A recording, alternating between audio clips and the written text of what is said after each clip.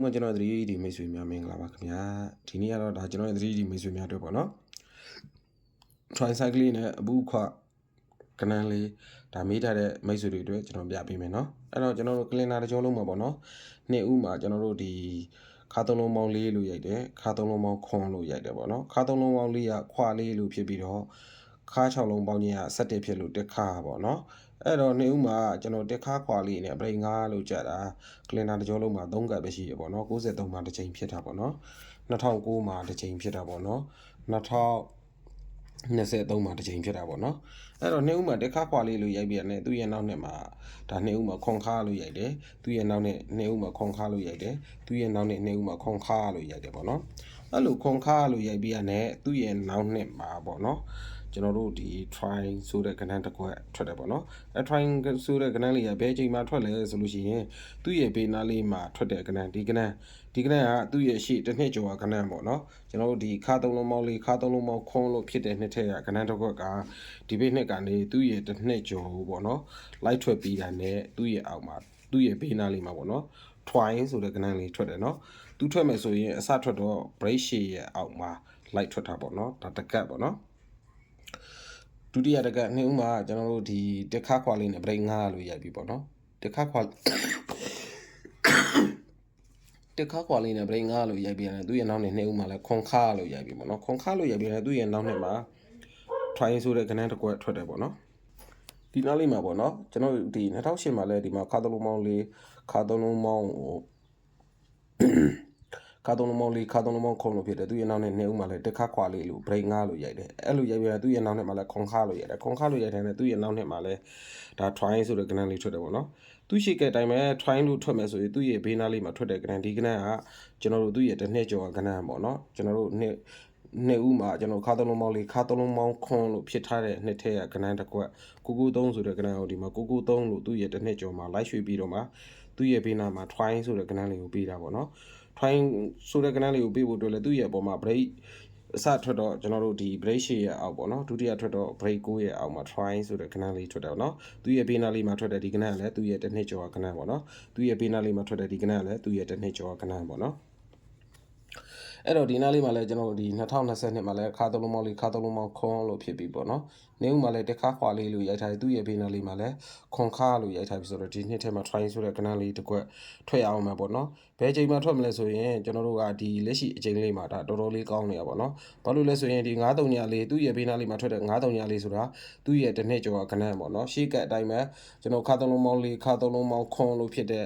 နှစ်ထက်ကကဏ္ဍတော့ကဒီဘက်နှစ်ကနေဒီဘက်နှစ်ကိုလိုက်ထွက်ပြီးတာနဲ့သူ့ရဲ့ဘေးနားလေးမှာဒါ try ဆိုတဲ့ကဏ္ဍလေးကိုမျှော်မှန်းလို့ရတာပေါ့နော်သူရှိကအတိုင်းပဲကြည့်မယ်ဆိုရင်သူအဲ try လို့မထွက်ခင်မှာသူ့ရဲ့ပုံမှာ break ရှစ်လို့ခန်းထားတယ်နော် break ရှစ်ပြီးတော့မှကျွန်တော်တို့က break 9လို့ခန်းထားတယ်ကိုက break ရှစ် break 9ပြီးတော့ဒီမှာလည်း break 10လို့ခန်းထားတယ်ဆိုတော့ဒီနားလေးမှာ try ဆိုတဲ့ကဏ္ဍလေးကိုဒါကြဆိုင်လေးရှိတာပေါ့နော်အဲ့တော့ try ဆိုတဲ့ကဏ္ဍလေးမှာထွက်ရင်ဘယ်ကဏ္ဍလေးလဲလို့ကြည့်လိုက်တဲ့အချိန်ကျတော့ကျွန်တော်တို့ကဒီနားလေးမှာ try အမှန်တော့ try ကို10ခွက်ပဲရှိတာပေါ့နော် try ထိုးမယ်ဆိုရင်10ခွက်ထိုးရင်တော့ပိုလုံတာပေါ့နော်အဲ10ခွက်ထဲမှာကျွန်တော်အနေနဲ့တစ်ခွက်ကျွန်တော်ရွေးပေးမယ်နော်အဲ့တော့ကျွန်တော်တို့ကဒီနားလေးမှာ try လို့ထွက်တဲ့အချိန်မှာသူက break နှစ်ခုပေါင်းကို12လို့ပဲသူကရိုက်တယ်နော်အဲ့တော့ဒီမှာ break 3ရှိတဲ့ break ဒီမှာ break 3ရှိတယ်သူက break 12ဖြစ်အောင်ဆိုလို့ရှိရင်ဒါ6 break လို့ကိုဘရိတ်ထည့်ရမှာပေါ့နော်ကိုဘရိတ်ထည့်ရမယ်ဆိုတော့ဒီမှာကိုဘရိတ်ဖြစ်အောင်ဆိုရင်ကျွန်တော်တို့က try နဲ့ထိုးရမှာဆိုတော့3 try တစ်ကွက်ပဲရှိတယ်ပေါ့နော်ဒါတကတ်ပေါ့နော်ဒုတိယတကတ်ကျွန်တော်တို့ဒီနားလေးမှာသူ့ရဲ့တစ်နှစ်ကျော်ကဏ္ဍထွက်သွားပြီသူ့ရဲ့ဘေးနားလေးမှာ try လို့ထွက်တဲ့အချိန်မှာလဲသူ့ရှိကတ်တိုင်းမှာ break နှစ်ခုပေါင်းကို12လို့ပဲသူကရိုက်တယ်ပေါ့နော်ဒီမှာ break 17လို့ရှိတယ်17ရှိတဲ့အတွက်ဒီနားလေးမှာ tap break လို့ရှိရမယ် tap break ကိုမှ try ထွက်ရမယ်ဆိုရင်ဒါကကျွန်တော်တို့ con try ဆိုတဲ့ကဏ္ဍလေးတစ်ကွက်ပဲဒါရှိတာပေါ့နော်ကျမကြီးတိတ်မကောင်းလို့ဗျနည်းနည်းလေးအားဆိုင်ပြီးနားထောင်ပြီးပါနော်ဒီမှာလည်းသူ့ရဲ့တစ်နှစ်ကျော်ကဏ္ဍ93ညလေးဆိုတဲ့ကဏ္ဍ93ညလေးလို့လိုက်ထွက်ပြီးပေါ့နော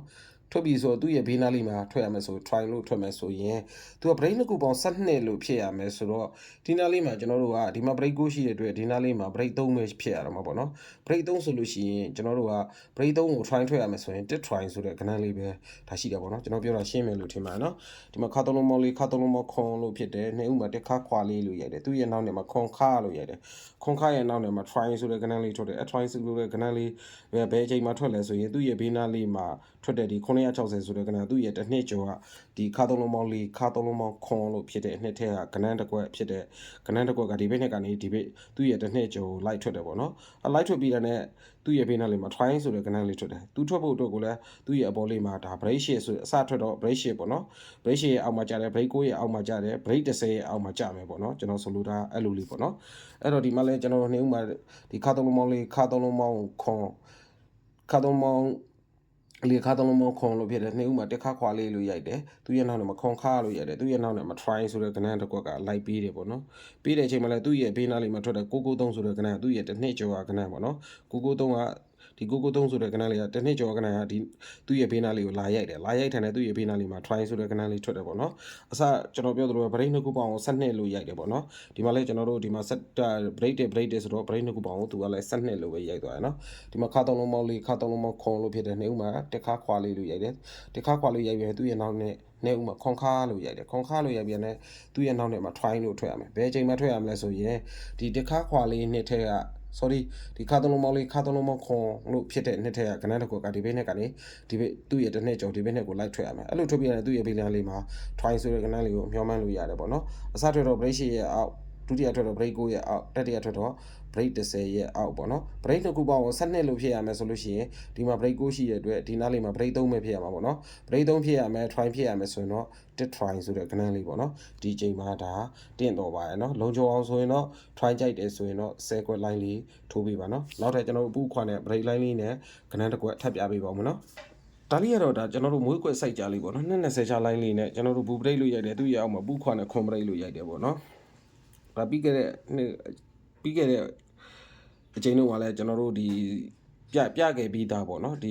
ကျွန်တော်တို့ဒီနားလေးမှာကျွန်တော်တို့ခွန်ဒီ300ခုနှစ်မှာကျွန်တော်တို့က17ချိန်မှာခွန်ပရိတ်လို့ရိုက်တယ်ဒါ900နဲ့အဲ့ complete လေးက900နဲ့ခုနှစ်10ချိန်ကိုဒါခွန်ရဲ့နက်ကကို3ည break လို့ပေးမယ်3ည break လို့ပေးရင်လည်းဒါညီကိုတူရဲနဲ့3ည break လို့ပေးမယ်ဆိုပြီးတော့ဒါပြခဲ့တဲ့ line လေးပေါ့နော်ပြီးခဲ့တဲ့ဒါကျွန်တော်ရဲ့ YouTube channel လေးကို like နဲ့ subscribe လုပ်ထားတဲ့လူတွေဆိုရင်တော့သိတာပေါ့နော်အဲ့တော့ကျွန်တော်220ချ line နေမှာနောက်တစ်နည်းနဲ့ကြည့်မယ်ဆိုရင်အမှဘူးကျွန်တော်တို့ကဘူ break လို့ထွက်တာနဲ့သူ့ရဲ့အောက်မှာပူခွာနဲ့ break ခွန်ဆိုတဲ့ကဏ္ဍလေးပြီးတယ်ပေါ့ထွက်ပေးတယ်ပေါ့နော်ဒီမှာ220ချ line နဲ့မှာကျွန်တော်တို့ blue break လို့ပေးတာနဲ့သူ့ရဲ့အောက်လေးမှာပူခွာနဲ့ break ခွန်လို့ပေးတယ်ပေါ့နော်ဒီမှာလည်းကျွန်တော်တို့ဒီ220ချ line နဲ့ဒီမှာ blue break လို့ပေးထားတယ်သူ့ရဲ့အောက်မှာပူခွာနဲ့ break ခွန်လေးပေးဦးမလားပေါ့နော်နောက်တစ်ခါကကျွန်တော်တို့ဒီနားလေးမှာလေးထိပ်စီးနဲ့ကနန်ဒီဘက်နဲ့ကနေဒီဘက်နဲ့ကိုလိုက်ထွက်တယ်ပေါ့နော်အဲ့လိုထွက်ပြီးရတဲ့သူ့ရဲ့စောင်းလေးမှာ8ခုနဲ့ထွက်တာကလင်နာတစ်ကြောလုံးမှာ3ကပ်ပဲရှိရပေါ့နော်အဲ့8ခုနဲ့လူထွက်ပြီးရတဲ့သူ့ရဲ့စောင်းမြင်းကုံလေးမှာဘူးပရိတ်ဆိုတဲ့ကနန်လေးထွက်တယ်ဘူးပရိတ်ရဲ့အောက်မှာလဲဒါပရိတ်ခွန်ဆိုတဲ့ကနန်လေးပဲကြပေးတယ်ပေါ့နော်ဒီမှာလေးထိပ်စီးနဲ့ကနန်435ဆိုတဲ့ကနန်ဒီဘက်နဲ့ကနေဒီဘက်နဲ့ကိုလိုက်ထွက်ပေးတယ်အဲ့လိုထွက်ပြီးရတဲ့သူ့ရဲ့စောင်းလေးမှာလဲသူရှိကအတိုင်းပဲ8ခုနဲ့ဆိုတဲ့ကနန်လေးပဲပေးတယ်ပေါ့နော်8ခုနဲ့ရဲ့စောင်းမြင်းကုံလေးမှာလဲသူရှိကအတိုင်းပဲခွန်ရဲ့နှက်ခတ်ကို3ညပရိတ်လို့ပေးတယ်3ညပရိတ်လို့ပြီးပြီးတာနဲ့3ညရဲ့နှက်ခတ်ကိုခွန်ပရိတ်လို့ပြန်ပေးတယ်ပေါ့နော်ဒီ3ညပရိတ်ကြောင့်ဒီမှာ3ညရဲ့နှက်ခတ်ကိုခွန်ပရိတ်လို့ပေးသလားဒါမှမဟုတ်ဒီပရိတ်ကြောင့်ဒီကိုခွန်ပရိတ်လို့ပြန်ပေးသလားတော့မသိဘူးပေါ့နော်အဲ့တော့ဒီမှာလဲ4ထိပ်စီးနဲ့ကနန်းတစ်ခွက်ဖြစ်တဲ့4တက်ခွန်ဆိုတဲ့ကနန်းဒီဘက်နဲ့ကနေဒီဘက်နဲ့ကိုထွက်တယ်အဲ့လိုထွက်ပြီးတာနဲ့သူ့ရဲ့ဇောင်းလေးမှာလဲဒါကျွန်တော်တို့ဒီသူ့ရှေ့နှက်ကတိုင်းပဲ8ခုနဲ့ဆိုတဲ့ကနန်းလေးထွက်တယ်8ခုနဲ့ရဲ့ဇောင်းမြင့်ခုံလေးမှာလဲခွန်ရဲ့နှက်ခတ်ကို3ညပရိတ်လို့ထွက်တယ်ပေါ့နော်ခွန်ရဲ့နှက်ခတ်ကို3ညပရိတ်လို့ထွက်တယ်လို့ပဲသူ့ရဲ့အောက်မှာလဲသူ့ရှိကအတိုင်းပဲဒီ3ညရဲ့နှက်ခတ်ကိုခွန်ပရိတ်လို့ပေးမလားပေါ့နော်ဒီခွန်ပရိတ်ကြောင့်ခွန်ပရိတ်လို့ပေးမလားပေါ့နော်ဒီနားလေးမှာအပူခွန်နဲ့ခွန်ပရိတ်ကလေးရှိတယ်ပေါ့နော်ပူခွာနဲ့ complete လေးရှိရဆိုတော့ကျွန်တော်မွေးခွက်စိုက်ကြလေးတစ်ခွက်ကျွန်တော်ထပ်ပြပေးမယ်နော်အဲ့တော့ပူခွာကြိုက်တဲ့ဒါမိတ်ဆွေပေါ့နော်ကျွန်တော်ရှိကိုပူခွာလေးနဲ့ line လေးပြပေးပါဆိုလို့ပြပေးလိုက်တယ်ပေါ့နော်ဒီ file လေးကိုဒီလိုပုံစံတူ site လေးပေါ့နော် complete နဲ့ဟိုတော့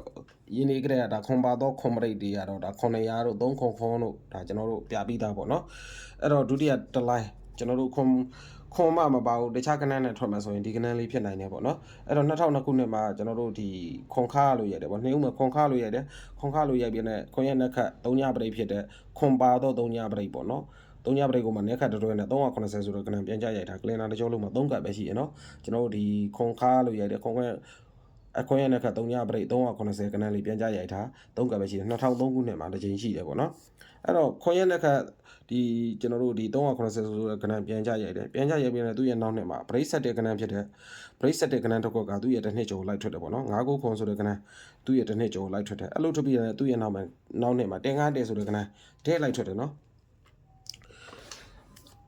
အဲ့လိုထွက်တော့အစထွက်တော့ကျွန်တော်တို့ဒီ break 16ရဲ့ဘေးလေးမှာသူကပေးတာပေါ့နော် break ခွန်ရဲ့ဘေးလေးမှာသူကပေးတယ်ပေါ့နော်ဒါတကတ်ပေါ့နော်2010မှာလည်းကြီးပါခင်ဗျနှစ်ဦးမှာခွန်ခါလို့ရတယ်ခွန်ရဲ့နဲ့ခက်ကို3ည break 380ဆိုတဲ့ကနန်းပြန်ကြရိုက်တယ်ပြန်ကြရိုက်ပြီးတော့သူ့ရဲ့နောက်နဲ့မှာဒါ480ဆိုတဲ့ break set တဲ့ကနန်းသူ့ရဲ့နောက်နဲ့က480ဆိုတဲ့ break set တဲ့ကနန်းသူ့ရဲ့တစ်နှစ်ကျော်လိုက်ထွက်တယ်ပေါ့နော်အဲ့လိုထွက်ပြီးတော့သူ့ရဲ့နောက်နဲ့မှာလည်း151ဆိုတဲ့ကနန်းလေးပေးတယ်နော်အစထွက်တော့ break ခွန်ရဲ့ဘေးမှာပေးတယ်ဒုတိယပြီးတော့ break 8ရဲ့ဘေးမှာ151ဆိုတဲ့ကနန်းလေးကိုသူကပေးတယ်ပေါ့နော်တတိယတက်ကကျွန်တော်ကြည့်မယ်နော်မြန်မြန်လေးပဲသွားလိုက်မယ်ခင်ဗျာဘေးကုံမဆုပ်လို့ပါနော်2020မှာလဲခွန်ခါလို့ရတယ်ခွန်ရဲ့နဲ့ခတ်ကို3ည break ဖြစ်တဲ့380ကနန်းသူ့ရဲ့အဲ့နှစ်ထဲမှာနှခါပြန်ကြရိုက်တယ်ပြန်ကြရိုက်ပြရနဲ့သူ့ရဲ့နောက်နှစ်က break set တဲ့ကနန်းသူ့ရဲ့တစ်နှစ်ကျော်လိုက်ပြီးတယ်ပေါ့နော်86ခွန်ဆိုတဲ့ကနန်းကိုလိုက်ပြီးတယ်အဲ့လိုပြီးပြီးတယ်သူ့ရဲ့နောက်နှစ်မှာ151ဆိုတဲ့ကနန်းလေးဒါထွက်ပေးရအောင်မယ်ပေါ့နော်ထွက်ပေးရအောင်မယ်ဆိုတော့အစထွက်တော့ကျွန်တော်တို့က break